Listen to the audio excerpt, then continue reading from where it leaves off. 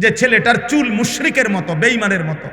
কোনো ইহুদি খেলোয়াড়, কোনো খ্রিস্টান খেলোয়াড়, কোনো মুরতাদ, কোনো ব্যভিচারী, প্রত্যেকটি এই বেটা ছেলে বেটা প্রত্যেকটা খেলোয়াড় যেগুলো আন্তর্জাতিক নামের খেলোয়াড়, এই ইউরোপীয় বলেন আর যেখানকারে বলেন, যারা আমাদের তোমাদের যুবকদের কাছে অনুসরণীয় খেলোয়াড় মনে করো, যারা প্রত্যেকটা যতবার ক্যামেরার সামনে আসে, যতবার কোনো পুরস্কার হোক যেটাই হোক নিতে আসে, তুমি তাকাইলে দেখবা তার সাথে আরেকটা নারী, একটা মহিলা, একটা মেয়ে মহিলা আছে, ওইটাকে সে পরিচয় দিবে এটা তার গার্লফ্রেন্ড। তো জিনা যাদের কাছে বিবাহ বহির্ভূত এরকম মেলামেশা যাদের কাছে বৈধ, তারা এই পৃথিবীতে কোনো জানোয়ারের আদা, মানুষ তো দূরে থাকবে না, কোন চতুষ্পদ জন্তুর মডেলও হইতে পারে না। এটা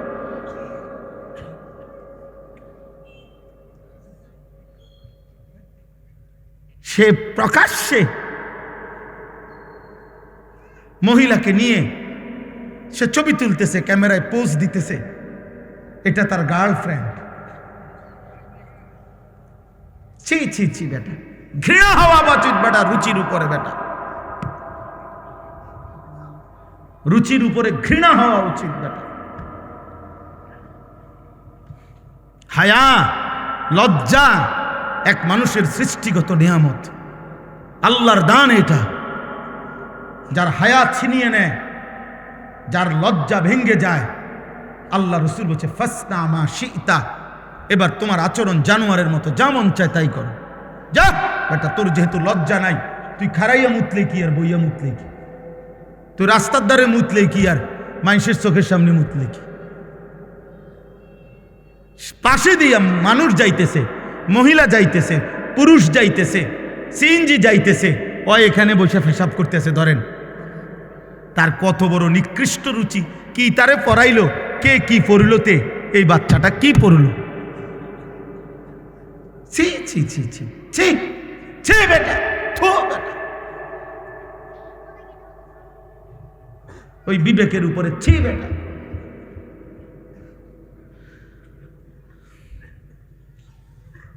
আফসুস বেটা, আফসুস। এই জন্য আমরা এটা মনে করাইলাম, আমি একজন বাবা অভিভাবক মনে করাইলাম, আরেকবার বুঝাপড়া করে। আপনারা কারো যদি বুঝার দরকার হয় বা আমগোর লগে তর্ক করতেও মন চায়, আপনি কইয়েন আমি আমু। কোন দিন তর্ক করবেন সেদিন আমু, ইনশাআল্লাহ ইনশাআল্লাহ।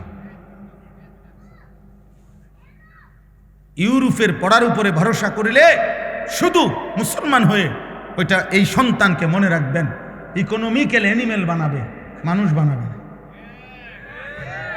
ইউরোপের স্লোগান হলো, পুঁজিবাদের স্লোগান হলো, বস্তুবাদের স্লোগান হলো ভোগ, উপভোগ, জীবন ভোগ করো। ইকোনমিক্যাল অ্যানিমেল, উপার্জনের জন্য নিজেকে গড়ে তোলো।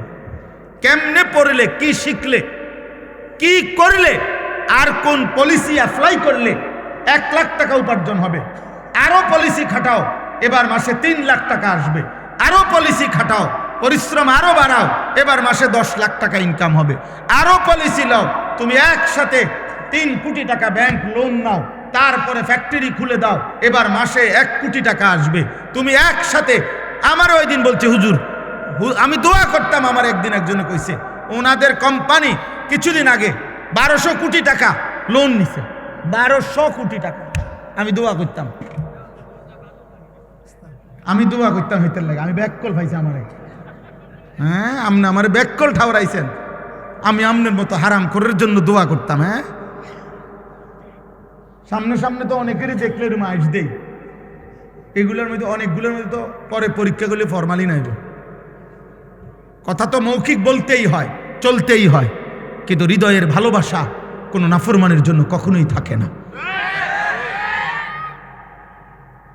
আল্লাহ রসুল সাল্লাল্লাহু আলাইহি সাল্লাম বলছে, লা তুসাহিব ইল্লা মুমিনান, মুমিন ছাড়া কাউকে বন্ধু বানায়ও না।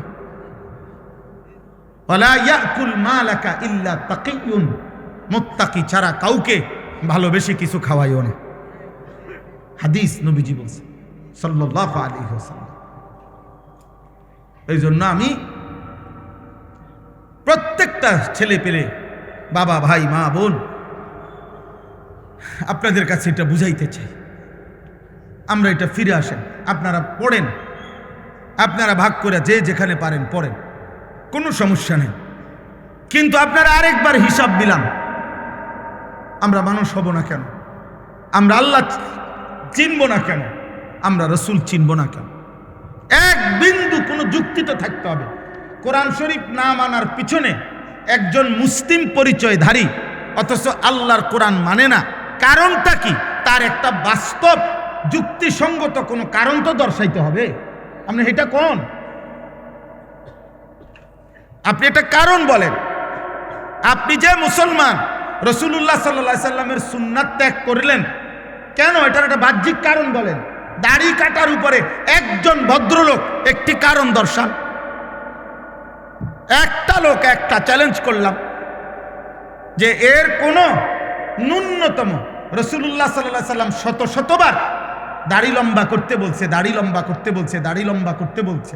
এখন আপনি যে কাটলেন, আমি আপনার লোকে তর্ক করছি না, আপনারা লজ্জাও দিচ্ছি না, কিন্তু আপনার কাছে কোনো এটার উপরে দলিল ভিত্তিক যুক্তিসঙ্গত কোনো কারণ আছে কিনা সেটা পেশ করেন। আপনি থাকলে এখন দাঁড়াইয়া বলে, আমি শুনি যে এর কোনো ন্যূনতম কোনো উপকার পৃথিবীর কোনো চিকিৎসা বিজ্ঞান, কোনো দার্শনিক, কোনো পণ্ডিত, কোনো বুদ্ধিজীবী, কোনো গবেষণাগারে প্রমাণিত হয়েছে? কোথায় সেটা? কোথায় সেটা? কি নাই, কোথাও কারো কাছে নাই, আমি শুনি নাই। এরপর আমি বহুত লোকের জিজ্ঞাসি, বহুত জেনারেল শিক্ষিত, একেবারে উচ্চ শিক্ষিত লোক আলহামদুলিল্লাহ আমাদের সাথে সম্পৃক্ততা আছে, মহব্বত করে।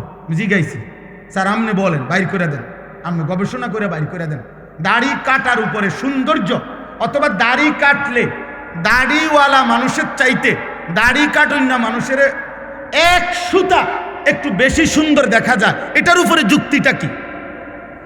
এটার উপরে একটা অথেন্টিক কথা বলেন যে এটা কোন যুক্তিতে বোঝা গেল যে হুজুর এই আলোকে প্রমাণিত হয়েছে যে দাড়িওয়ালার চাইতে দাড়িবিহীন মানুষের সৌন্দর্য বেশি ফুটে ওঠে। এটা কি? সেটা যুক্তিটা কি বলেন?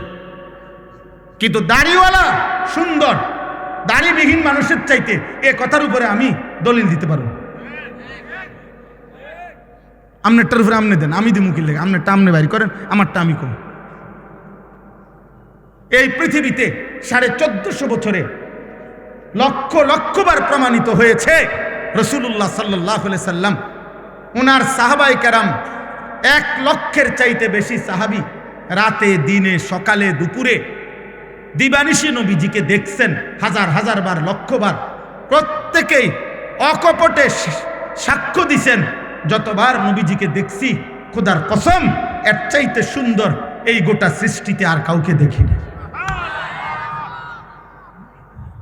তাহলে বুঝা গেল দাড়িওয়ালা চেহারা লক্ষের চাইতে বেশি সাহাবীর দৃষ্টিতে সুন্দর, অনুসারীদের দৃষ্টিতে সুন্দর।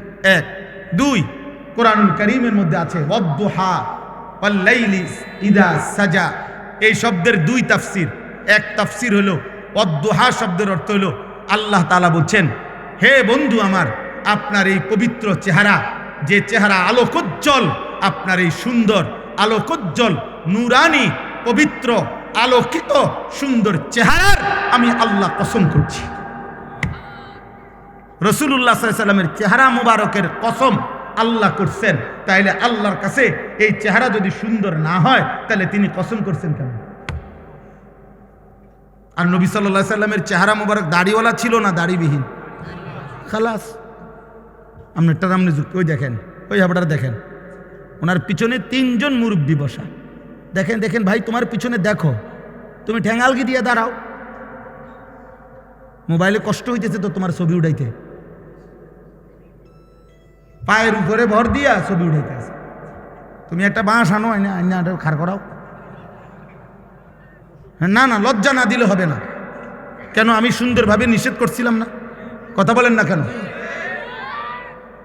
আমি কি মহব্বতের সাথে বলছিলাম কি না? বল তাহলে বলে না হুজুর আমি আপনার কথা মানতাম না, তো চলে গেলে ভালো। আমি তো শুরুতেই বলছি আমি ব্যক্তিগতভাবে কোনো প্রার্থী না, আমি আগের থেকে এই তবিয়তের মানুষ। আমি দিল থেকে বলতেছি, বিশ্বাস করেন। আমি বিশ্বাস করি আমার জনসমর্থন দিয়ে আমি করব কি? আমি তো ভোটে দাঁড়াইছি না। আমি কোনো মার্কার পক্ষে কোনো প্রচারণাও করি না, কোনো সময় না, কোনো সময় না। কোনো মার্কার পক্ষে আপনি আমার প্রচারণা পাবেন না, আমি করি না, আমি এটি বুঝি না। একজনের সব বুঝতে হবে এটা জরুরিও না। তাহলে আমি এত জনসমর্থন তো দরকার নেই আমার। আমি বিশ্বাস করি একজন মানুষকেও আল্লাহর কথা বললে সওয়াব হয়। হয় একজনকে আল্লাহর কথা বললে সওয়াব হয়নি, তো আমার সওয়াব দরকার, আমার নেকি দরকার। আমি সংখ্যা দিয়ে করবো কি? আমার অনেক সময় অনেকে বলে না আমগো মানুষ হুজুর, আরে হ্যাঁ হুজুর ওয়াজ তো করেন আপনারা, হেদায়েত হয় কয়জন? না না, আমার গোনার দায়িত্ব না তো, না এটা আমার দায়িত্ব দেয় নাই, গুনাহ আমাদের দায়িত্ব। আমি যদি আমগুড়ি গনি তো এই ডাইন কাঁধে বাম কাঁধে ফেরেশতা পড়াবো কি কাম? আম্মা তো উনা করে রাখলো কেন? হ্যাঁ তো উনারা না গুনবো, হিসাব করবো কারা? এরা। তো গুণা আমার দায়িত্ব নেই, আমার দায়িত্ব মেহনত, আমার দায়িত্ব বলে যাব। এরপরে দ্বিতীয়ত আল্লাহর নবীকে আল্লাহ বলছে বন্ধু আমনের পিছনের দিকে তাকাবার দরকার নেই, আপনি শুধু বলতে থাকেন, চেষ্টা করতে থাকেন, দাওয়াত দিতে থাকেন। হেদায়েত দেব কাকে? ফয়সালা সম্পূর্ণভাবে একক আমি আল্লাহর হাতে। আমি যদি ঈমান দেই কেউ ফিরাইতে পারবে না, আমি যদি না দেই বন্ধু, আপনি বন্ধু বললেও দেব না। আরে নবী বলার পরও দেয় না ঈমান। যুবক তুমি জানো না বেটা, মুসলমানের বাচ্চা তুমি জানো না তোরে আল্লাহ যে মুসলমানের পরিচয় দিছে, তুই জানো না বেটা তোরে আল্লাহ কত বড় নিয়ামত দিছে। কার গাদ্দারি করো অনটের পাও না তো, মনে করছে এমনি বাতে তো খাও, আর কিতা নারী দেখো, ছবি দেখো, উলঙ্গ নর্তকী দেখো, নাটক দেখো, সিনেমা দেখো, দুনিয়া ভোগ করো। হ্যাঁ চুলের ফ্যাশন করছো, হায় হায় রাতের পর রাত পার করে দিচ্ছ গুনায় গুনায়। ঈমান ফিরাই দিলা, ইসলাম ফিরাইয়া দিলা।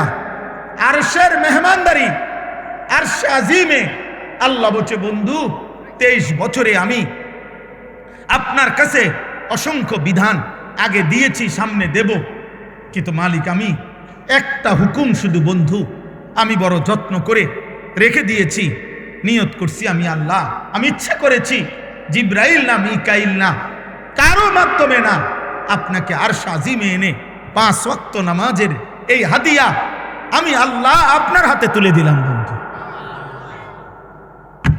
তুমি জানো না আব্বা নামাজ কত বড় নিয়ামত? তুমি জানো না একটা বন খাইতে গিয়ে হাবড়া নামাজ পড়ে না, আর এই অপদার্থ কোথায় বন আর কোথায় নামাজ? কি এর লোকে কি মিলাইলি বেটা? একটা সাদওয়ানের আড্ডার কারণে নামাজ পড়ল না। আহা, বনরুডির আড্ডা আর মালিকের সেজদা কত ব্যবধান। একটা অটো চালায় আপনার নামাজের টাইম নেই, আপনি বিমান চালালে কিনতেন। হ্যাঁ চা কদ্দুর বেছে, বনরুডি বেছে, 2 বিস্কুট বেছে, এবার নামাজের টাইম নেই। হায় রে গাদ্দার, দুনিয়া যদি তোরে আরো বেশি দিত মালিক তো কি করতি? ওহো আহা, আফসোস ব্যাপার, আফসোস। কিয়ামতের দিন আল্লাহ বলবে ফেরেশতাদেরকে উহশুরুল্লাযীনা যালামু ওয়া আযওয়াজাহুম ওয়া মা কানু ইয়াবুদুন মিন দুনিল্লাহ ফাহদুহুম ইলা সিরাতিল জাহিম। দোস্ত আমার বড় ভয়ঙ্কর কথা এটা আল্লাহ বলছে। কিয়ামতের দিন আল্লাহ ফেরেশতাদেরকে বলবে, ফেরেশতারা আমার প্রত্যেকটা নাফরমান বান্দাকে সামনে আন, আর প্রত্যেকটা পাপী বান্দার সাথে সে যার সঙ্গী হয়ে অথবা যাকে সঙ্গী বানিয়ে পাপ করেছে ওরেও আন। আর 3 নম্বরে আমি আল্লাহকে বাদ দিয়ে যখন যাকে ডাকছে তাকেও আন। খোদার কসম আল্লাহ বলবেন তিন জনকে একসাথ করো, জালেম পাপীকে একত্র করো, পাপীর সঙ্গীকে একসাথ করো, আমি আল্লাহকে বাদ দিয়ে পাপী যাকে ডাকতো তাকে একসাথ করো।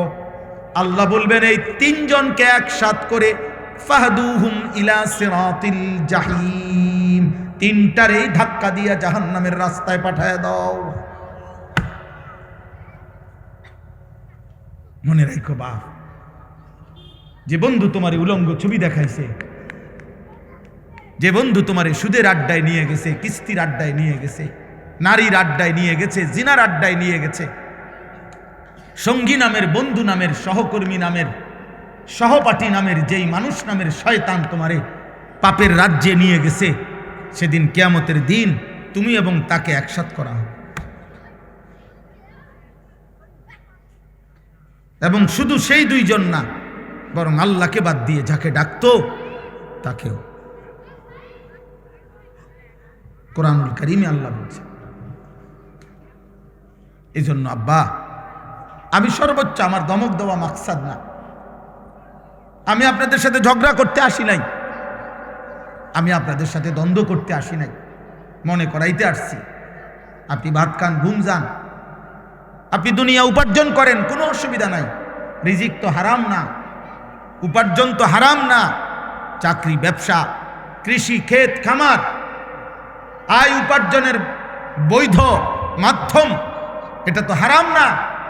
কিন্তু আল্লাহ ভুলেন কেন? আখিরাত ভুললেন কেন? নামাজ ভুললেন কেন? এক ওয়াক্ত সেজদা দিতে পারলেন না কেন? 60 বছরে, 40 বছরে, 30 বছরে এমন মালিকের কোরআন, এই চোখ যার দেওয়া, তার চোখে তার কালাম দেখে দেখেও পড়তে পারেন না কেন? যার জবান, তার দেওয়া জবানে তার কালাম উচ্চারণ করতে পারেন না কেন? বলেন কেন পারেন না? বলেন। এই আফসোসের কি জবাব দিবেন? এই আফসোসের কি জবাব দিবেন? কিয়ামতের দিন আল্লাহ এই পাপী এবং পাপীর দোসর একসাথ করে এদেরকে বলবেন, ওয়াকিফুহুম ইন্নাহুম মাসউলুন। ফেরেশতা এদেরকে দাঁড় করাও, আমি জিজ্ঞেস করব বান্দা, মা লাকুম লা তানাসারুন।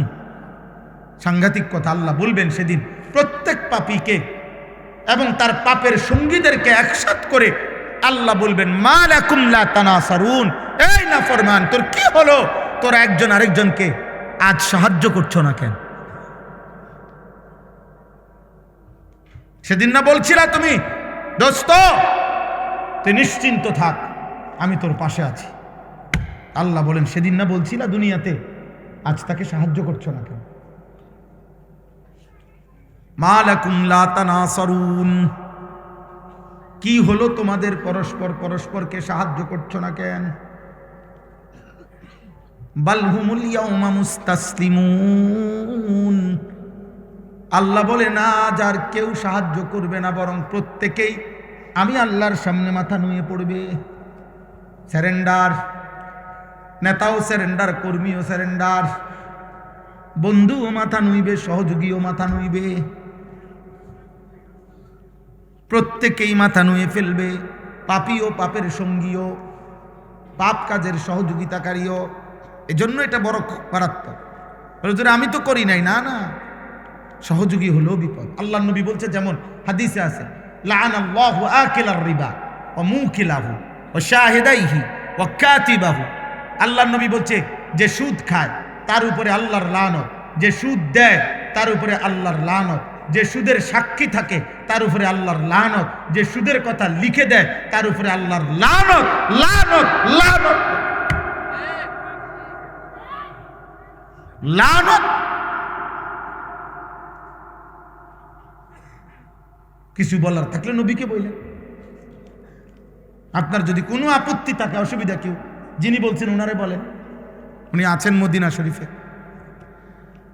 ওনার কাছে গিয়ে বলে আসেন, রওজা শরীফে গিয়ে, যে আপনি এটা বললেন কেন, এত বড় কথা বললেন কেন? আমরা মুসলমান, আমাদের আখিরাত ভুলে গেলে চলবে না। আমরা মুসলমান, আমাদের আল্লাহ ভুললে চলবে না। আমরা মুসলমান, আমাদের নবী ভুললে চলবে না রে আব্বা। নবীজি সাল্লাল্লাহু আলাইহি ওয়াসাল্লাম মক্কা বিজয়ের পরে তায়েফের যুদ্ধ করার আগে যুদ্ধের ময়দানে সাহাবাদের 2 জন সাহাবীকে তিনি দূরবর্তী অঞ্চলে পাঠাইছেন, যে তখন যুদ্ধের একটি আধুনিক ওই সময়কার যে এখন যেটাকে দূর পাল্লার ক্ষেপণাস্ত্র বলে, ওই সময় ওইটা শিখবার জন্য যে পাথর মেশিনের মাধ্যমে একটু দূরে ছুঁড়ে মারা যায়, এইটা শিখাইবার জন্য নবী সাল্লাল্লাহু আলাইহি সাল্লাম দুইজন সাহাবীকে পাঠাইছেন যে তোমরা দুইজন গিয়া ওইটা শিখে আসো। তাহলে এই যে দুইজন সাহাবী এই দূর পাল্লার এই ক্ষেপণাস্ত্র শিখতে গেছে, ওনারা কোরআন শরীফ শুদ্ধ পড়তে পারতেন না। কথা বলেন না কেন? ওনারা 5 ওয়াক্ত নামাজ পড়তেন না। তাইলে রাসূলুল্লাহ সাল্লাল্লাহু আলাইহি সাল্লাম বলছেন, উতলুবুর রিজকা মিন খাজায়াল আরদ, জমিনের তলদেশ থেকে, জমিনের নিচে তোমাদের রিজিক আছে, তোমরা সেটা তালাশ করো, খুঁজো, বের করো। তাহলে এই যে খনিজ সম্পদ আহরণ, এটার জন্য নবী আদেশ করছেন।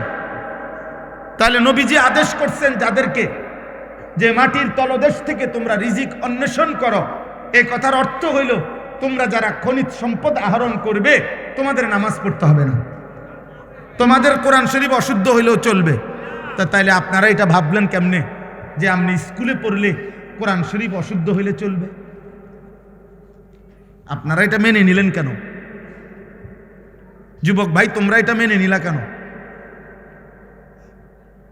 তোমার বিবেককে তুমি প্রশ্ন করো। স্কুলে পড়া তো অপরাধ কেউ বলে নাই। বাংলা, অঙ্ক, ইংরেজি, পদার্থ, জীববিজ্ঞান অপরাধ তো কেউ বলে নাই, পাপ তো বলে নাই কেউ, গুনাহ বলে নাই। কিন্তু মালিক ভুললা কেন? 2 রাকাত নামাজ সুন্দরভাবে পড়তে পারো না কেন?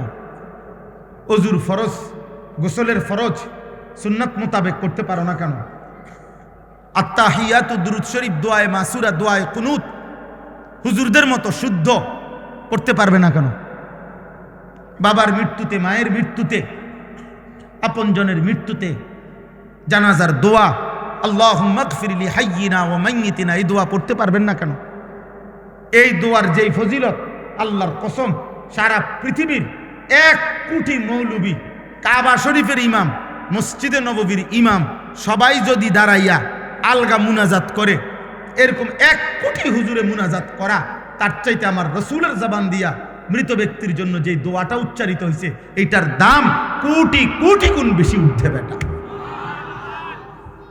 কারণ এটা নবীজি পড়ছেন, আল্লাহুম্মা গফির লি হাইয়িনা ওয়া মাইয়িতিনা ওয়া শাহিদিনা ওয়া গায়িবিনা, এটার দাম বেশি,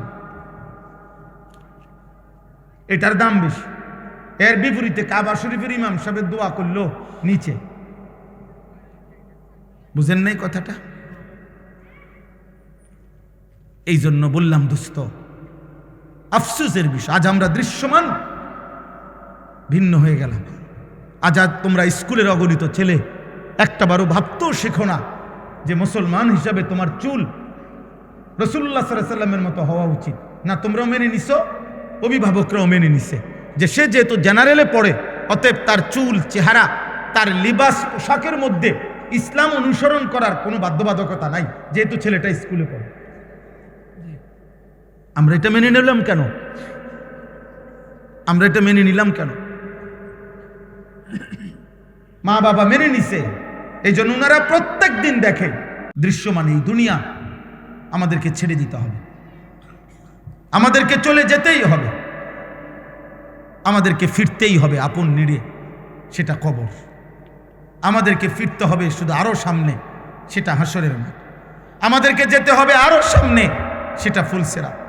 আমাদেরকে যেতে হবে আরো সামনে, সেটা জান্নাত কিংবা জাহান্নাম। থামবেন সেদিন, জান্নাতে বা জাহান্নামে যাবেন যেদিন। এর আগে এই পথ চলা থামবে না, সামনে যেতে হবে, সামনে আগে বাড়ে। ইরতাহালাতিদ দুনিয়া মুদবিরা ওয়ার তাহালাতিল আখিরাতু মুকবিলা। আল্লাহর নবী বলছে, উম্মত, প্রতি সেকেন্ড দুনিয়া তোমার পিছে যায়, প্রতি সেকেন্ড আখিরাত তোমার সামনে আগায়।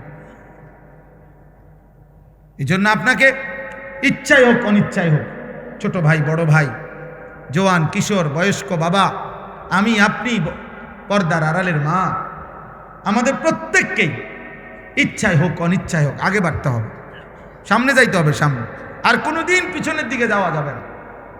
আল ওয়াক্তু আনফাসুন লা তাউদু, সময় নিঃশ্বাসের মতো, যা আর ফেরে না। আর ফিরে না। এই জন্য আগামীর সময়টা আপনাদের কাছে এতগুলো কথা বলার অর্থ হইল, আমি আপনাদেরকে বলতে চাই এটা, আমরা আপনারা ভাই ভাই, আমরা আপনারা আপনজন, মুসলিম পরিচয়ধারী, আমরা প্রত্যেকেই আপন। কালবুনিয়ান, আমরা একটি বিল্ডিং এর মতো, আমরা ভাগ না। আমরা হুজুর আপনারা জেনারেল না, না আমরা হুজুর আপনারা পাবলিক না, না আমরা মুসলমান। আমরা কি বলেন না কেন? অতএব কিশোর ভাই, নওজোয়ান, একটা একটা ছেলেকে বলি, আব্বা ভাই তুমি আমার মতো হও, মানে আমারে তোমার মতো বানাও।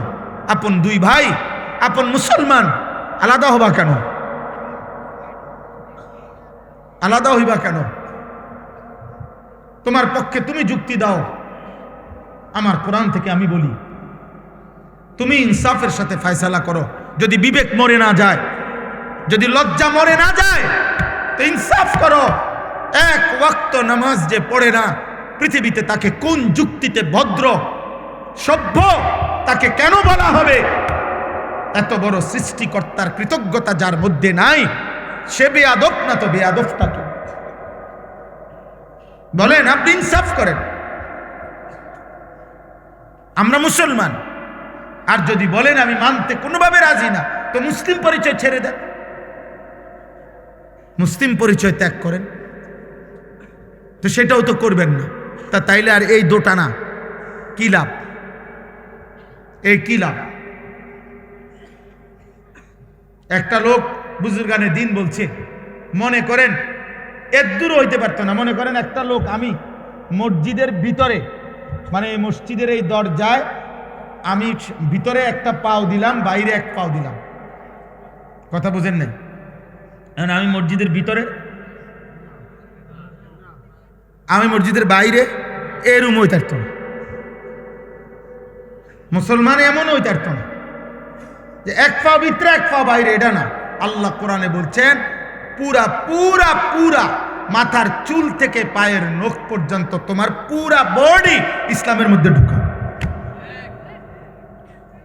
তোমার ঘরের প্রথম কোণা থেকে শেষ কোণা, তোমার রাষ্ট্রের প্রথম কোণা থেকে শেষ কোণা, তোমার জীবনের প্রথম অংশ থেকে জীবনের শেষ আয়োজন, সবখানে ইসলাম ঢুকাও। উদখুলু ফিস সিলমি কাফা, এটা আমাদের জন্য জরুরি। আপনি যদি বলেন হুজুর আমনগো মধ্যে তো অনেক ত্রুটি, হ্যাঁ আমার ত্রুটির জন্য আপনার কাছে আমি দোয়া চাই, আপনি আমার লেগে দোয়া করেন। আমরা আপনাদের জন্য দোয়া করি না? তো আমাদের ত্রুটি দেখলে আমার লেগে দোয়া করবেন। বুঝেন নাই কথাটা? কিন্তু আপনি যখন দেখছেন আমি আগুনে পুড়ে গেছি, তো এই কারণে আপনি ইচ্ছা করে আগুনে পুড়ে যাবেন, তো তাইলে এই জন্য আমরা প্রত্যেকের এটা, আল্লাহ নবী সাল্লাল্লাহু আলাইহি সাল্লাম বলছেন আল মুমিনু মিরআতুল মুমিন, এক মুমিন আরেক মুমিনের আয়না। আয়না আয়না আয়নায় দাঁড়াইলে যেমন চেহারার দাগ চিহ্ন স্পট বোঝা যায়, এক মুমিন আরেক মুমিনের সামনে দাঁড়াইলে ওই মুমিনের জন্য তার কল্যাণকামিতা ফুটে ওঠে। তার ক্ষতি, তার গুনাহ, তার নাফরমানি জীবন দেখলে তার কলিজায় ব্যথা ওঠে, তার কলিজায়। আল্লাহ নবী সাল্লাল্লাহু আলাইহি সাল্লাম হাদিসের মধ্যে আছে ওয়া আনা আখিযুন বিহুজাজিকুম, নবীজি বলছে উম্মত আমি চেয়েছি গত 23 বছরে তোমার ঘরে জাহান্নাম থেকে বাঁচাইতে। কেমনে চাইছি, মানে আমার অস্থিরতাটা কেমন ছিল? নবীজি বলছেন মনে করেন এই হাত আওলাদ ভাইয়ের, তো আমি ওনার হাত ধরে বললাম ভাই আপনি ফিরেন, আল্লাহর দিকে আসেন, গুনাহ থেকে বাঁচেন, জাহান্নামের আগুন থেকে বাঁচেন। উনি আমার হাত থেকে টাইনা খুলে ফেললো, আচ্ছা ঠিক আছে এটা সম্ভব। এবার আমি ওনার কাঁধে হাত দিয়ে বললাম না ভাই আপনি এই ভুল করেন না ভাই, এটা গুনাহ, এটা পাপ, আপনি জাহান্নামের রাস্তা থেকে ফিরেন। উনি মনে করেন আমার হাত টান দিয়া কাঁধের থেকেও ফেলে দিছে। এইবার আমি, আমার যেহেতু দিলের মধ্যে পেরেশানি যে আমি ওনারে বাঁচাইতেই হবে জাহান্নাম থেকে, এবার আমি ওনার কোমরের মধ্যে জড়াইয়া ধইরা, কোমরের মধ্যে এরকম জড়াইয়া ধইরা বললাম না রে ভাই তুমি আমারে গুসাও আর কিলাও যাই করো, আমি তোমারে জাহান্নামের আগুনের দিকে যাইতে দেব না, আমি তোমাকে ফেরাইতেই চাই। এই কোমরে জড়াইয়া ধরলে এই বাঁধন খোলা কঠিন না? কথা বলেন না কেন? আল্লাহর কসম, নবীজির হাদিসের অর্থ এটা। তিনি বলছেন, উম্মত, আমি চেয়েছি আমার একটা একটা উম্মতকে কোমরে জড়াইয়া ধরে হলেও জাহান্নামের আগুন থেকে বাঁচাও।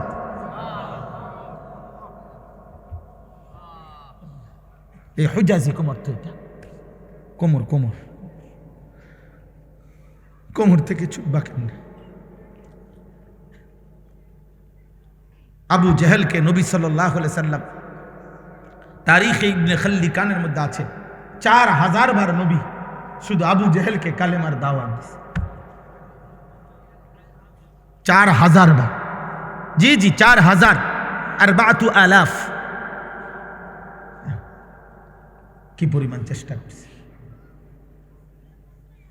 950 বছর নূহ আলাইহিস সালাম মানুষকে জাহান্নাম থেকে ফিরাইতে চাইছে। 950 বছর, 950 বছরে হাজার হাজার বার, লক্ষবার উনাকে পাথর মাইরা রক্তাক্ত করে বেহুশ কইরা, আমরা তাফসিরে পড়ছি, নূহ আলাইহিস সালামকে ধইরা কাফের গুলা উনার বেহুশ শরীর, রক্ত মাখা শরীরটা নিয়া ডাস্টবিনের ময়লার মধ্যে ফেলে দিয়ে আসতেন, ছুঁড়ে মারতেন। নূহ আলাইহিস সালাম হুঁশ আসলেই রক্ত মাখা চেহারা মুছেই নূহ আলাইহিস সালাম বলতেন, আল্লাহ, আমি আমার কওমের কাছে আবার যাব, আপনি মাফ করে দেন, আযাব দিয়েন না, আমি আবার বলব। 950 বছর পরে আল্লাহ জানাইছে আর ইমানদার হবে না কেউ।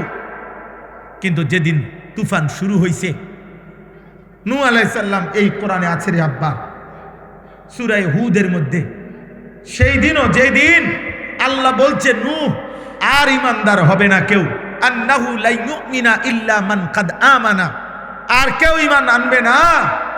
কিন্তু নূহ আলাইহিস সালামের কলিজার ব্যথা, সেদিনও যেদিন তুফান শুরু হয়ে গেছে, ওয়াফারাত তান্নুর, চুলার থেকে পানি উঠে গেছে, চারিদিকে পানি শুরু হয়ে গেছে, আল্লাহর কসম সেদিনও নূহ আলাইহিস সালাম আসমানওয়ালা মালিকের কাছে বলছে, আল্লাহর সামনে বলছে, নিজের ছেলেটাকে কেনানকে ডাক দিয়া বলছে, আব্বা, আমি, হে আমার সন্তান, আজ 950 বছর আমি বলে গেছি রে বাপ, 950 বছরের এক পিতা আমি, ক্লান্ত শ্রান্ত, আমার মালিক বলে দিয়েছে আর ঈমান দিবে না, তবুও আমি শেষবারের মতো আর কোনো দিন বলবো না, আর কোনো দিন পৃথিবীতে কাউকে ডাকবো না রে আব্বা, এই শেষবারের মতো তুমি সন্তান, তোমাকে বলছি আব্বা, ইয়া বুনাইয়ার কাম মা'ানা ওয়ালা তাকুম মা'আল কাফিরিন, হে আমার সন্তান, ঈমানদারদের সঙ্গী হও, কাফেরদের সঙ্গী হইও না।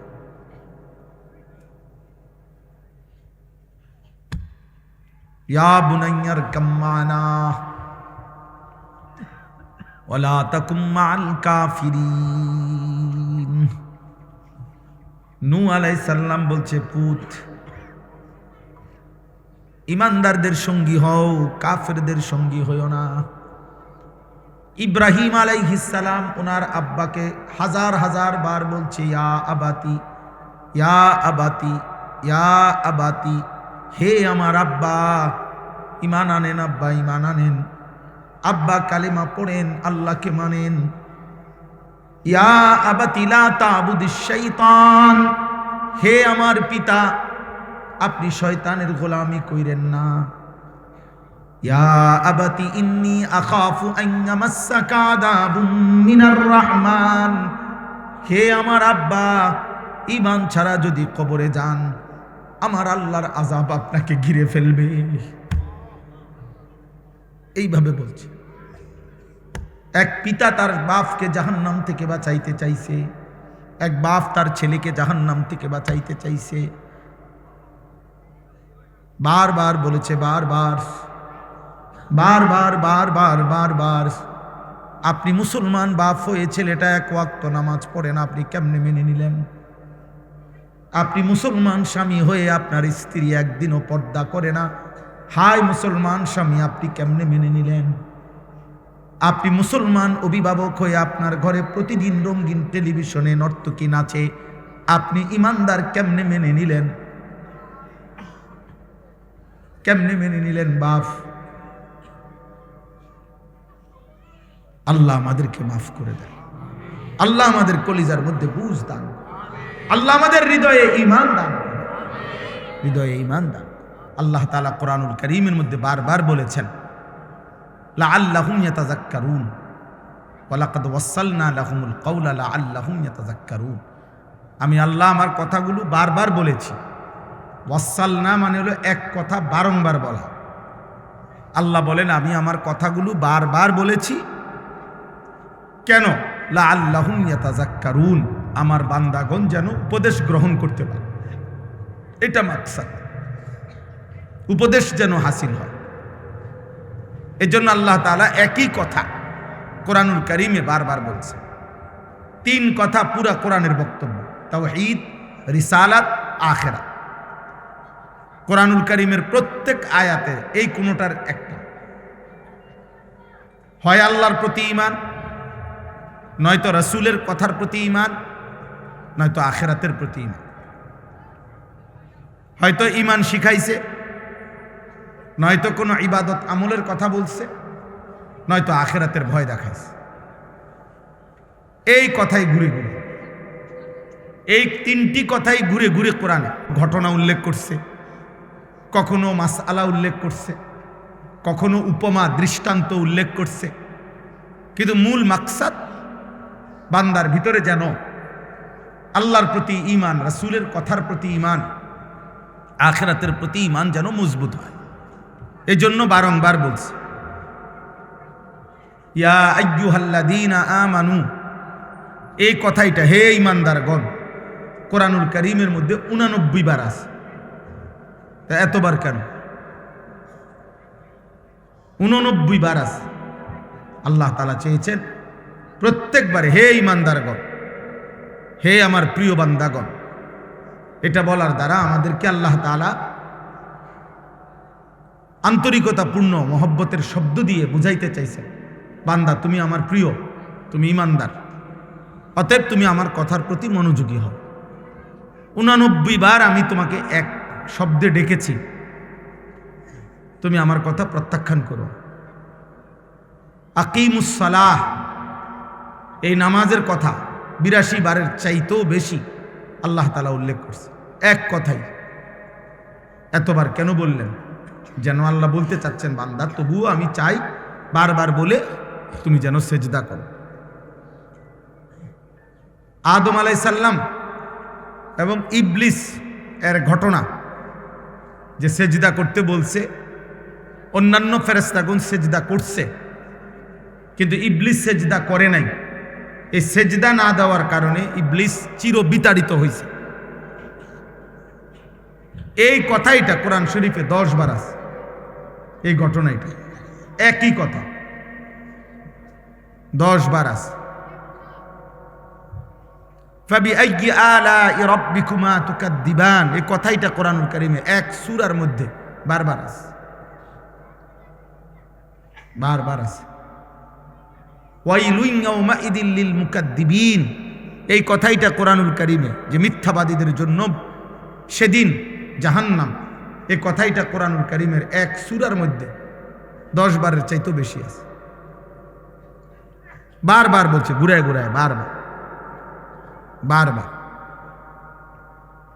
অতএব প্রিয় ভাই, নওজোয়ান, বাবা, পর্দার আড়ালের মা বোন, প্রত্যেকের কাছে এটা বোঝা উচিত যে আমার মালিক আমার কাছে মালিক হয়েও, সৃষ্টিকর্তা হয়েও, সব খাওয়াইয়া, সব পরাইয়া, সব দিয়েও তিনি আমার কাছে বারবার বলেছেন, অথচ তিনি একবার বললেই সেটা আদেশ। এবং এত বড় মালিকের একবার শুধু ইশারা দিল, এমন মালিকের নারাজ করা, অসন্তুষ্ট করা বিবেকবান হিসাবে উচিত না, উচিত না। যে আমার প্রতি এত বেশি দয়া করেন, অনুগ্রহ করেন, 24 ঘন্টা এমন মুনিবের অকৃতজ্ঞ, এমন মুনিবের প্রতি এত বড় সৃষ্টি দিয়ে যিনি আমাকে লালন পালন করছেন, তার কথাকে প্রতিনিয়ত প্রত্যাখ্যান করা, তার চাইতে নিকৃষ্ট বেয়াদব আর কেউ হয় না। এই জন্য আমি প্রত্যেক দিন এটা বলি যে যারা নামাজ পড়ে না, মুসলিম পরিচয় দিয়ে, মুসলমান পরিচয়ধারী, যেই কিশোর, যেই যুবক, যেই নারী, যেই পুরুষ যার কপালে সেজদা নাই অথচ নিজেকে মুসলমান পরিচয় দেয়, তার চাইতে নিকৃষ্ট বেয়াদব আসমানের নিচে জমিনের উপরে কোনো জানোয়ারও হয় না। এটা কোনো জানোয়ারের আইটেমও পড়ে না, মানুষ তো দূরে থাকে। কারণ এত বড় অকৃতজ্ঞ, এত বড় বেয়াদব, এত বড় নাশকর যে এত কিছু দিয়ে 24 ঘন্টা যিনি তাকে লালন পালন করছেন সে তাকে একটি সেজদাও দেয় না। এ মানুষের কোনো প্রকারে আইটেমের মধ্যে পরে জানোয়ারও ঘৃণা করে। এজন্য কোনো কোনো বুজুর্গানে দিন বলে বেনামাজিকে কুত্তাও ঘৃণা করে, বেনামাজিকে শুকরও ঘৃণা করে।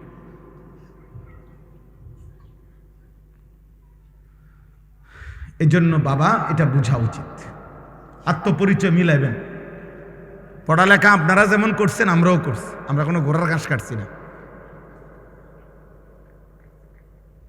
আপনারা যারা স্কুল কলেজে পড়ছেন আমরাও পড়ালেখাই করছি, আমরা সিরিয়াস পাইছি না। বাকি আসেন আমনে বইয়া মিলান, আপনি পড়ছেন কদ্দুর, আমরা পড়ছি কদ্দুর, চলেন আসেন। 16 বছর আপনি পড়ালেখা করে মালিক চিনলেন না, হ্যাঁ কি গোড়ার ঘাস কাটলেন। 16 বছর জ্ঞান অর্জন করেও বুঝলেন না যে সৃষ্টিকর্তাকে সেজদা দেওয়া উচিত। আমি তো 6 বছর বয়সে মুক্তবে থাকতেই বুঝছি আল্লাহকে সেজদা দেওয়া উচিত। আলহামদুলিল্লাহ, আমাদের নুরানি মাদ্রাসার নুরানির বাচ্চাও তো বুঝে, আমাদের মাদ্রাসাগুলোতে যে বাচ্চা পড়ে 6 বছরে অয় তো বুঝে যে মুসলমান আমি। পিচ্ছি বাচ্চাটাও বুঝে 5 ওয়াক্ত নামাজ পড়তে হয়। আর 18 বছরের এই দামরা, 24 বছরের এই দামরা ওই পড়লো কি, ওই শিখলো কি, ওর বাপ আরে কি শিখাইলো, ওর প্রতিষ্ঠানে ওই কি শিখলো, ওই 18 বছর বয়সও বুঝে নাই যে সেজদা দিতে হয়। আলহামদুলিল্লাহ আমাদের যে 6 বছরের বাচ্চা 5 ওয়াক্ত নামাজ পড়ে এবং প্রতিদিন পড়ে, জামাতের সাথে পড়ে। আমাদের 12 বছরের বাচ্চা হাফেজে কোরআন, আল্লাহর কোরআন পুরাটা কলিজার মধ্যে ধারণ করে। কার লগে কি তুলনা দিবেন? জেনারেল শিক্ষিত কোন লোক কোরআন সুন্নাহ যারা পড়ে তাদের সমমর্যাদার ধারে কাছেও তো আসার সুযোগ নেই, কোনো সুযোগে নেই। যদি বলেন টাকা বেশি রোজগার করে, না, জেনারেল শিক্ষিত লোক টাকা বেশি রোজগার করে না। টাকা আল্লাহ নির্দিষ্ট ব্যক্তিকে আল্লাহর বন্টন, কাউকে আল্লাহ সম্পদ বেশি দেয়, কাউকে আল্লাহ সম্পদ কম দেয়। এটা জেনারেল ও জেনারেল লইয়া কথা, এটা হুজুরদের টাকা কম আর জেনারেল শিক্ষিতদের টাকা বেশি। আপনি এই মোটা দাগে ভাগ করে লেলে হইতো না, বুঝেন না আপনি কথাটা? এইভাবে ভাগ করে লেলে হবে না। তাইলে এই দেশে সারা বাংলাদেশে যারা ভিক্ষা করে এরা হুজুর, তো এরা ভিক্ষা করে কা? কথা বলেন না কেন? এই দেশে জেনারেল শিক্ষিত হাজারো লোক, লক্ষ লোকের চাইতে এমন অগণিত লাখ লাখ আলেম আছে যাদের আয় অনেক বেশি, অনেক বেশি। তাহলে এই ব্যবধান কেন? তাহলে আপনি এটা মোটা দাগে ভাগ করলে তো হইতো না। আপনি কোন যুক্তিতে ভাগ করবেন?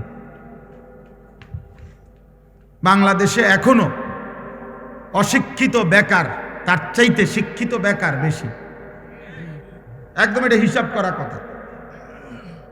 সার্টিফিকেটধারী বেকার বেশি, সার্টিফিকেটধারী চাকরি খুঁজতে খুঁজতে শেষ পর্যন্ত মেয়াদ থাকে না, বয়স থাকে না, এবারে আবার কয় যে আন্দোলন করে আরো 2 বছর বাড়াও, 3 বছর বাড়াও। অথচ উপার্জনই মাকসাদ যদি হয় তাইলে অসংখ্য অশিক্ষিত মানুষ বিপুল পরিমাণ সম্পদ দুনিয়া উপার্জন করছে। এই জন্য ভাই বন্ধু ছেলেরা বাবা বোঝাপড়া করা উচিত। কেউ কাউকে বোকা ভাবার সুযোগ নাই। আপনারাও আম করে না, আমরাও আমনে করে না।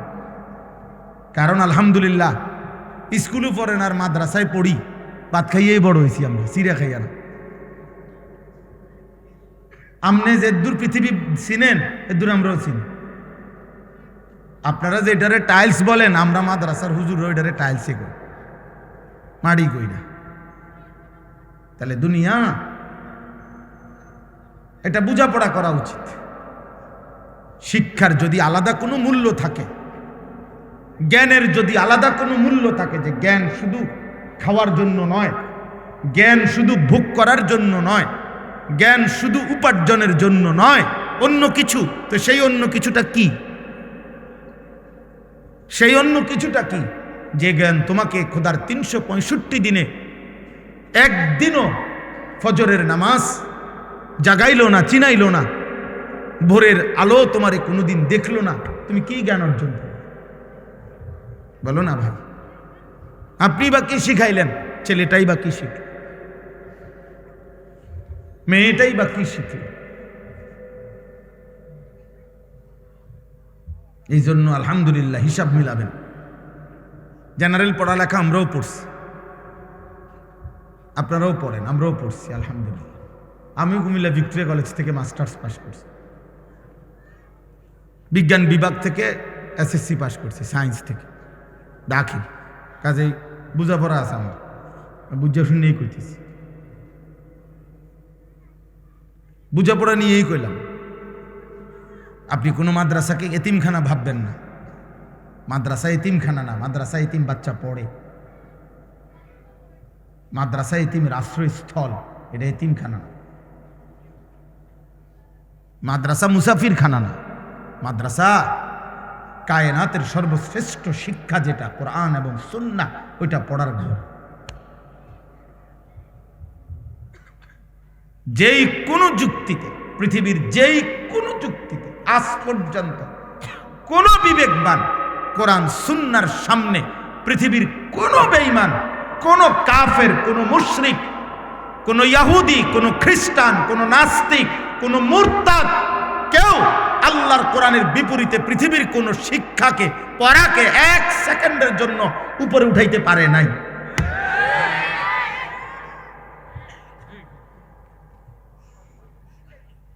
মেশিনের পর মেশিন বানাইলে এটা অনেক কিছু না, না এটা মেশিনে না। আপনি এটা রেখে আশ্চর্য কিছু মনে করে লাইছেন, এটা মেশিনে না। তো মেশিনে আশ্চর্য কি? এটা দ্রুত চলে, তো কি চলে? দ্রুত চলে, বুঝেন না? এটা তো প্রযুক্তির আধুনিকতা। মানে কি? এটা তো অনেক কিছু কি আছে। মনে করেন এটা এখন 3G ছিল, ওটা 4G হয়েছে, তো কি হয়েছে? 4G এখন 5G হয়েছে, মানে আর একটু গতি বাড়ছে, আরে তো এতে কি হয়েছে? আশ্চর্য হয়ে গেল অনেক কিছু আল্লাহর কোরআনের সামনে, রাসূলুল্লাহ সাল্লাল্লাহু আলাইহি সাল্লামের হাদিসের সামনে। বুঝেন নাই কথাটা? চিকিৎসার আধুনিক সংস্করণ আসছে, মনে করেন মেশিনের আধুনিক সংস্করণ আসছে, এখন আরো খুব দ্রুত রোগ নির্ণয় হয়। তো কি হয়েছে এতে? এটা রোগ না নির্ণয়, পেট ব্যথা, মাথা ব্যথা ঠিক করে, এটা আরে তো এটা নির্ণয় করে। এটা কোরআনের সামনে বড় হয়ে গেল কেমন? বলেন বলেন। এই জন্য একটা একটা বাবা ভাই বুঝতে হবে, এটা মুসলমান হীনমন্যতায় ভুগলে এটা বড় কাপুরুষতা, দুর্ভাগ্য।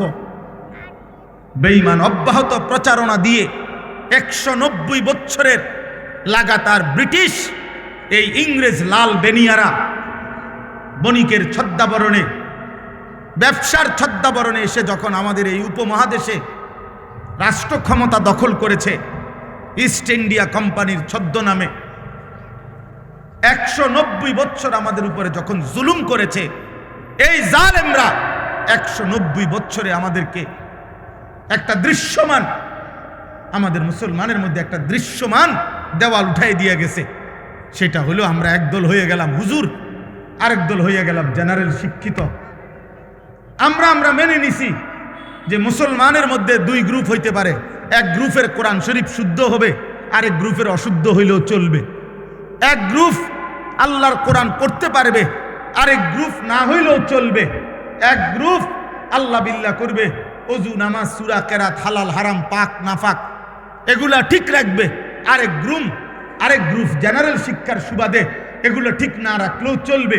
এই যে দেওয়াল, এই যে বিভেদ, আল্লাহর কসম রাসূলুল্লাহ সাল্লাল্লাহু আলাইহি সাল্লাম 1450 বছর আগে ইসলাম এই বিভেদ করে নাই।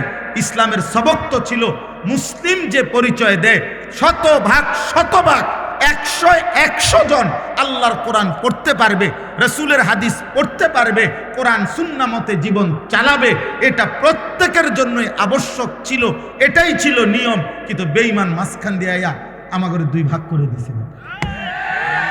আজ আপনারা বলেন আমরা হুজুর, আর আমরা বলি আমনগরে জেনারেল শিক্ষিত, মানে আমরা 2 ভাগ হয়ে গেলাম। অথচ এই 2 ভাগ হওয়ার কথা ছিল না। মুসলমান সে তার আল্লাহর কোরআনও পড়বে, সে দুনিয়ার প্রয়োজনও শিখবে। একটা ছেলে বুঝতে শিখবে। এই আমার কথা শেষ। রমজান সামনে, আমার এতগুলো কথা বলার উদ্দেশ্য এটাই। মাহে রমজান সামনে, আল্লাহ যেন বলছে বান্দা 11 মাসের ঘাটতি কমতি যা হইছে তো হইছেই, চলো একবার ঘুরে দাঁড়াও বান্দা, একটা মাস কাজে লাগাও। দেখতে দেখতে আইয়ামাম মাদুদাত, অল্প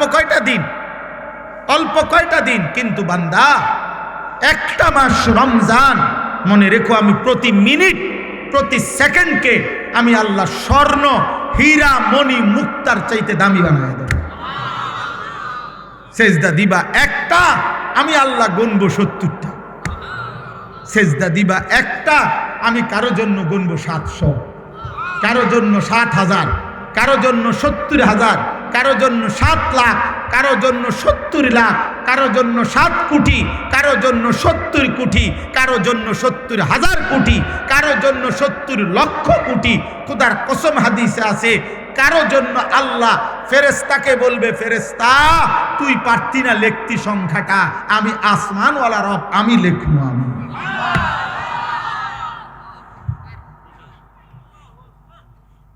তোমার ক্যালকুলেশনে হবে না রে বান্দা, ফেরেশতা তোমার কম্পিউটার এটা ধরবে না। আনা আজিজি বিহি, আমার রোজাদার বান্দার প্রতি সেকেন্ডের বিনিময়ে আমি লিখবো। আমি, তুমি ভাবতা না।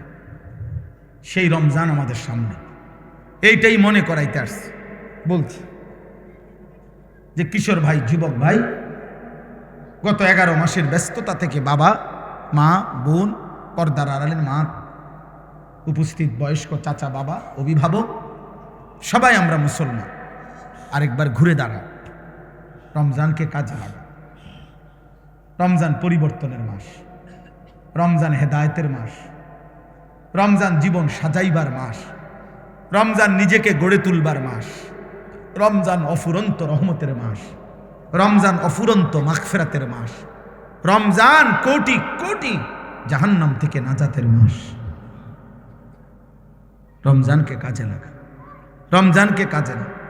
সারা বছরের দুনিয়া, উপার্জন, ব্যবসা, চাকরি, সারা বছরের পড়ালেখা, সব কিছুর চাইতে ব্যস্ততা ছেড়ে রমজানকে ভিন্নভাবে সাজান। তাইলে আমার কথা শেষ। এই 5টা মিনিট ভাই কেউ যায়েন না, এখনই দোয়া করছি, এখনই দোয়া হবে। কিন্তু আমার মূল বক্তব্য তাহলে এটা, লাআল্লাকুম তাত্তাকুন। আল্লাহ বলছেন রমজান আমি দিলাম, তোমরা বান্দা পালন করে দেখো, আমি তোমার মুত্তাকি বানায় দেব। আর যে মুত্তাকি সে জান্নাতি। তাইলে তুমি আমার একটা মাস কদর করো, আমি আল্লাহ তাআলা তোমারে বদলে দেব, পাল্টে দেব। এই জন্য ইনশাআল্লাহ রমজানকে সামনে রেখে যুবক ভাই, কিশোর ভাই, যদি বুঝে থাকো আব্বা, তো গুনাহ ছাড়ো, আল্লাহর নাফরমানি ছেড়ে নিজেকে নতুনভাবে আখিরাতের আলোকে গড়বার জন্য চেষ্টা করি। আল্লাহ আমাদেরকে তৌফিক দান করে। আপনাদের কাছে 5টা মিনিট দয়া করে আমার এই অনুরোধ, প্রতি বছর আমি এই মাহফিলটায় আসি। মাওলানা আবু তাহের সাহেব দামাত বারাকাতুহুমুল আলিয়া, উনি আমাদের শ্রদ্ধেয়, বয়সে প্রবীণ আলেম। আমরা যখন, আমাদের বয়সের সাথে ওনার অনেক ব্যবধান, আপনারা জানেন, অনেক দিন ধরে এই মাদ্রাসা তিল তিল করে কষ্ট করে এতটুকু পর্যন্ত আসছে। আপনারা প্রত্যেকের কাছে আমার অনুরোধ, এই 2টা মিনিট আপনারা যদি প্রত্যেকে মাদ্রাসার জন্য যার যার সামর্থ্য মতো একটু সহযোগিতা করেন, বরকত হবে। আল্লাহর জন্য দিলে, কোরআনের জন্য দিলে ঠকবেন না। প্রত্যেকের কাছে অনুরোধ, যাদের সুযোগ হয় প্রত্যেকে পারলে 1000 টাকা, পারলে 500টা টাকা, মাশাআল্লাহ আপনারা একটু দেন। তুমি একটু সামনে যাও, এনে দাঁড়াও, বা মাদ্রাসার উস্তাদকে দাও, দেন, ওনার হাতে দেন। বা বাচ্চা না, এত বাচ্চা তো ছোটো বাচ্চাতে মানুষ টিয়া কম দেয়, বয়স্ক মানুষই তো। ছোটো বাচ্চা তো দিলে মনে করবো হাতের কাছে 20 টিয়া দিলে সারি। বুঝের মানুষ নেন, হ্যাঁ আপনি নেন। বসির তুমি যাও, দেন। না না রুমাল না, হাতে নেন, হাতে নিলে চলবে। এমনিও যদি কেউ দেন আমার কাছে, 1000 টাকা দিলেন, 2000 টাকা দিলেন, 500 টাকা দিলেন, তো দেন আমার কাছে, আল্লাহ বরকত দেবে। বাপ দেন ইনশাআল্লাহ। এই যে একজন দিছেন, কত 5000, কি নাম? 200 টাকা, 50 না 200 টাকা, আল্লাহ কবুল করেন। জি মাশাআল্লাহ, 100 টাকা, 50 টাকা দেন, প্রত্যেকেই দেন। যুবক ভাই তোমরাও দাও ভাই, 100 টাকা থাকলে 100 টাকাই দাও। আপনারাও কিছু মাবা, কিছু চাচা যারা এই মহল্লারও আছেন, আপনারাও প্রত্যেকে 1000 টাকা, 500 টাকা, 2000 টাকা সহযোগিতা করেন, আল্লাহ বরকত দেবে ইনশাআল্লাহ। আরো কয়েকজন দিছেন আগে, আওলাদ ভাইয়ের কাছে দিছিলেন আপনারা কয়েকজন, মাশাআল্লাহ। হ্যাঁ চিনি, কি জানি নাম, ফয়েজ আহমদ সাহেব, 5000 টাকা, আল্লাহ কবুল করেন, মাশাআল্লাহ। কি নাম আপনার? 1000 টাকা, 500 টাকা, আল্লাহ কবুল করেন। চাচা দান দিচ্ছেন 500 টাকা, আল্লাহ কবুল করেন। জি আরো কেউ দিবেন, দেন। তাজুল ইসলাম খান 1000 টাকা, আল্লাহ কবুল করেন, আল্লাহ কবুল করেন, মাশাআল্লাহ মাশাআল্লাহ, আল্লাহ কবুল করেন। ভাই নাম কি? মুশারফ ভাই 1000 টাকা, আল্লাহ আপনি তৌফিক দান করেন, আল্লাহ আপনি কবুল করেন। এই যে আবু ইউসুফ ভাই এতক্ষণ কই আছিল?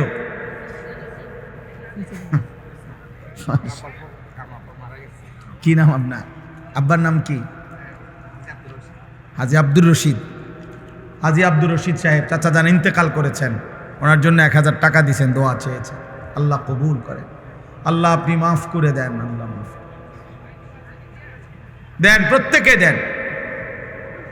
আবু ইউসুফ ভাইয়ের কাছে আবার দেন।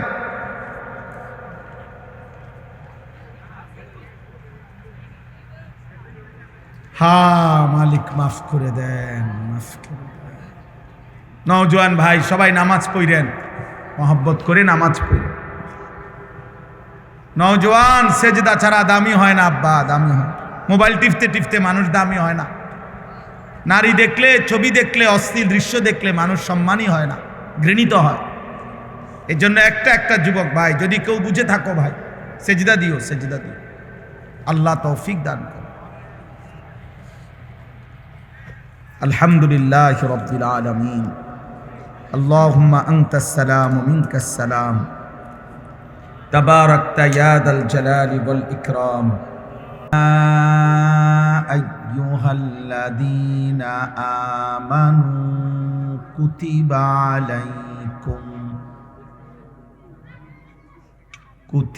আলাইকুমুস সিয়ামু কামা কুতিবা আলাল্লাযীনা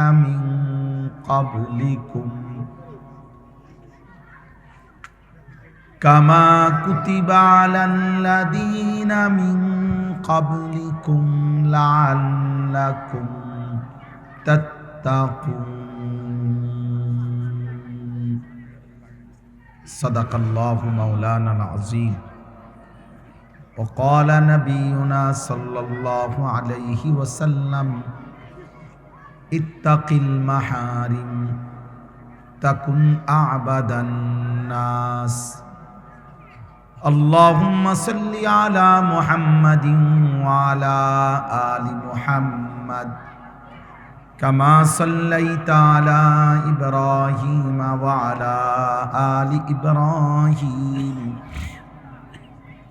إنك حميد مجيد. اللهم بارك على محمد وعلى آل محمد كما باركت على إبراهيم وعلى آل إبراهيم إنك حميد مجيد سبحانك لا علم لنا إلا ما علمتنا إنك أنت العليم الحكيم الحمد لله আল্লাহ পাক রব্বুল ইজ্জত জুল জালাল ওয়াল ইকরামের ফজল কারাম রব্বুল আলামিনের অপরিসীম ইহসান মেহেরবানি দয়া আল্লাহ তাআলা আমাদেরকে আজ 21 জানুয়ারি 2026 রোজ বুধবার কুমিল্লা জেলা দেবিদ্বার উপজেলাধীন দারুল উলুম মাদ্রাসার আজকের এই 32তম বার্ষিক ওয়াজ মাহফিলে আল্লাহ তাআলাই আমাদেরকে আসবার বসবার আল্লাহর জন্যই জমা হওয়ার তৌফিক দান করেছেন আলহামদুলিল্লাহ। নওজোয়ান ভাই, তোমরা যে কয়েকজন ভাই আসছো সামনে, তোমরা কষ্ট করে বসো। এই যে ছেলেরা ভাই, তোমরা দয়া করে বসো ভাই, প্রত্যেকেই বসো ভাই। আমি আদেশ করলাম এটা। যদি কারো একান্ত বসতে অসুবিধা হয়, কোনো পেরেশানি থাকে, চলে গেলে ভালো হয়। বসির কই গেল? কই? ওই বাচ্চা থামান, আপনারা মাদ্রাসার উস্তাদরা হাঁটেন। একটা বাচ্চা যেন চিৎকার চেঁচামেচি না করে। এই বাচ্চা এগুলার সবগুলোর ভিতরে আনেন অথবা বাসায় পাঠান। আরো 2-1 বাচ্চা নেন, আপনাদের সাথে আর একজন সহযোগী নেন আপনার সাথে। ভাই তুমি বসো। মাশা, অল্প কিছুক্ষণ সময়, এটা যেহেতু উপজেলা প্রফারে প্রত্যেক ঘরেই মানুষ, মা বোন আছে, বয়স্ক লোক আছে, কর্মজীবী লোক, সারাদিন যারা কোনো না কোনো পরিশ্রম করে। সারাদিন এই পরিশ্রমের পরে রাত্রিবেলা প্রত্যেকেরই ক্লান্তি আছে, বিশ্রাম করতে চায়, ঘুমাইতে চায়। মাইকের আওয়াজ স্বাভাবিকভাবে যতক্ষণ চলে ততক্ষণ ঠিকমতো ঘুম আসে না।